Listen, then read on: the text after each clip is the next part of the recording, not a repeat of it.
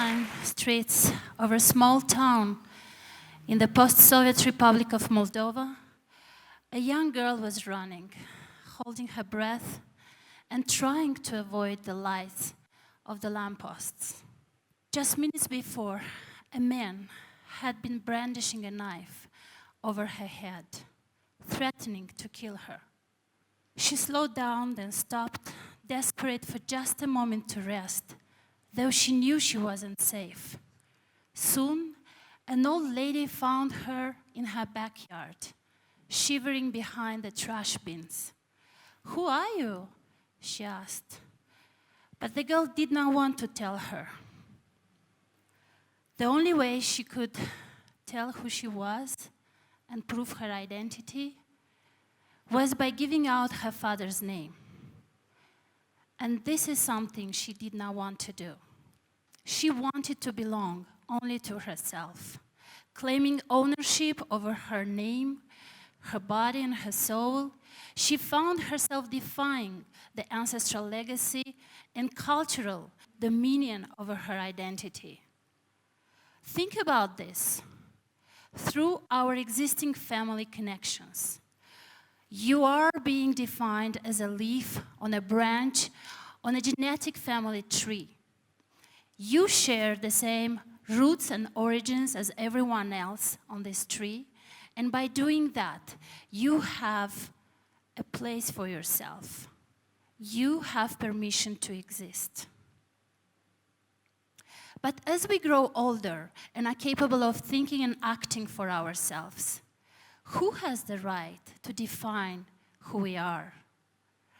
What if our family, our culture, and our country defines us differently than what we want to be? And by defining us, who has the power to determine what we might become one day?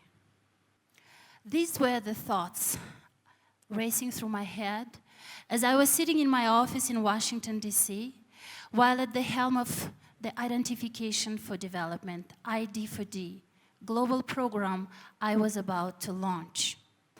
But at the time of defining and designing this global program, I was thinking about that young girl in the nighttime streets of Moldova. 20 years on, I still could not forget that frightful night. That young girl was me. And the man with his knife was my father. With the ID4D agenda, I wanted to chip away at one of the humanity's greatest challenges. About a third of the world's population lived without a proof of their identity. Currently, the World Bank's ID4D program estimates that there are about 1 billion people who are unable to prove who they are. 1 billion people. Why having an ID is so important, you may ask? If every single person on the planet had a way to prove their identity, then he or she could go on their own journey and expand their world. They could get travel documents, open a bank account, get a job, and start saving. Lack of personal identity, a simple ID document closes off these opportunities, including the most basic ones, like enrolling in school or accessing healthcare. Having an identity means having a permission to act. But here is the hardest part. Without a personal ID and a way to prove who you are literally invisible. By that, I mean there is no way for you to be counted or accounted for. In this sense, we call undocumented children invisible children, with only the immediate members of the family aware of their existence. These children can fall prey to human traffickers who are faking ID documents to transport them across borders, later selling them to sex brothels, coercing them into modern slavery, or using them for organ trade. As I'm saying this, my thoughts go back again to Moldova, to that young girl, to that younger me. What saved me from falling into the hands of the human traffickers? Alone, hungry, sleep-deprived, and desperate, I remember so vividly how the prospects of a better life abroad were enticing. Many young girls are being lured into scams with fake job ads and promises of a better life abroad. Because of this situation, Moldova has become a prime source country for victims of human trafficking. But it's not just Moldova. China is a country that is most affected by human trafficking. Mongolia doesn't meet the requirements for human trafficking elimination, according to the latest Trafficking in Persons report. Mexico, Brazil, Russia, the United States. Human trafficking is a global issue, affecting millions of people. And the stakes are high, because it is also a very profitable business, generating around $30 billion annually. Lack of ID is at the core of human trafficking, and it affects millions of children and minors who have no way to prove who they are. So what are the superpowers of this world doing about it?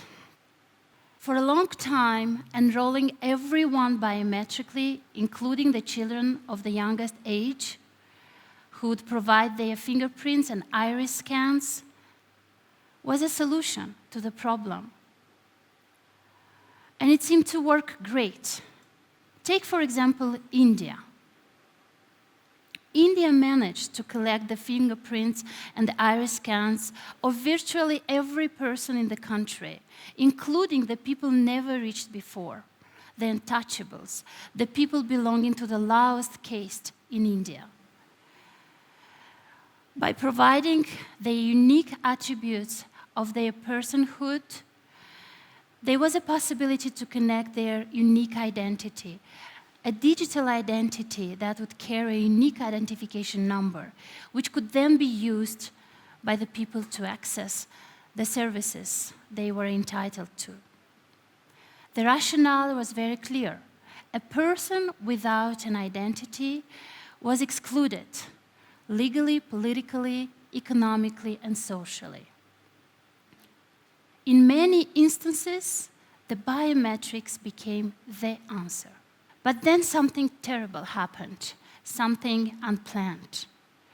In a stream of high-profile security and privacy breaches, including Equifax, India's Aadhaar program, and the infamous Facebook and Cambridge Analytica, the world realized that we are on the cusp of something critical for our humanity.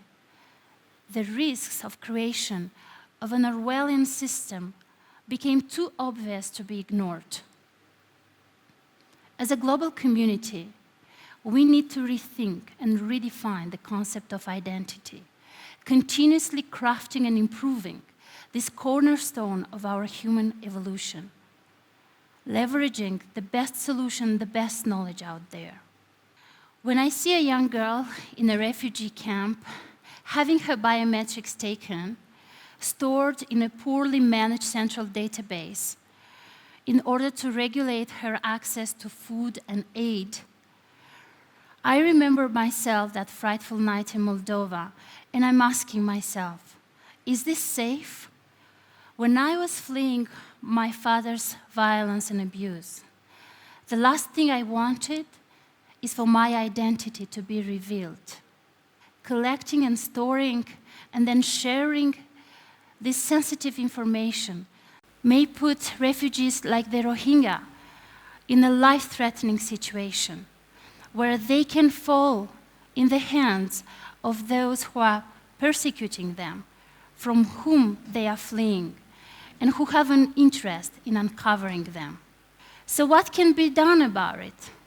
First, as a global community, we need to realize that technology is a double-edged sword that carries risks in highly complex environments. We need to look out there and to find the best knowledge and the best solutions that would help us address these risks. For example, in the case of the Equifax, Facebook, and other security breaches, we learned one thing, that we as individuals need to have more control over our personal identifiable data, more control over our identities. We need to learn a concept that is called self-sovereign identity. Powerful technologies, such as the one underpinning the distributed ledger technologies, the blockchain, can support the materialization of this vision. Self-sovereign identity has the important ability of proving one's identity when needed, but also providing the pseudonymity and anonymity when it's critical. So where to now? We are moving towards a permissionless world, a world where nobody needs permission to exist, nobody needs permission to act, and where everyone has the permission to produce, to store, to share their own personal identifiable data. They can take sovereign decisions about their identity. Old identity models have been useful when we had to uniquely identify a person, but some challenges arose and some seemingly intractable problems persist, such as identity, data management, and ownership. Self-sovereign identity represents a revolutionary step forward, and we should embrace this opportunity. In an effort to bring the brightest minds together to solve this global challenge, the World Identity Network has partnered with several United Nations agencies. We've launched the Blockchain for Humanity Global Challenge. How can we turn invisible children into invincible ones? In particular, with the use of self-sovereign identity. We all have the permission to exist. We all have the permission to act. And we need no permission to generate and own our identity. We are now able to make sovereign decisions about who can control and access our identity data. And this is an idea worth spreading. Thank you.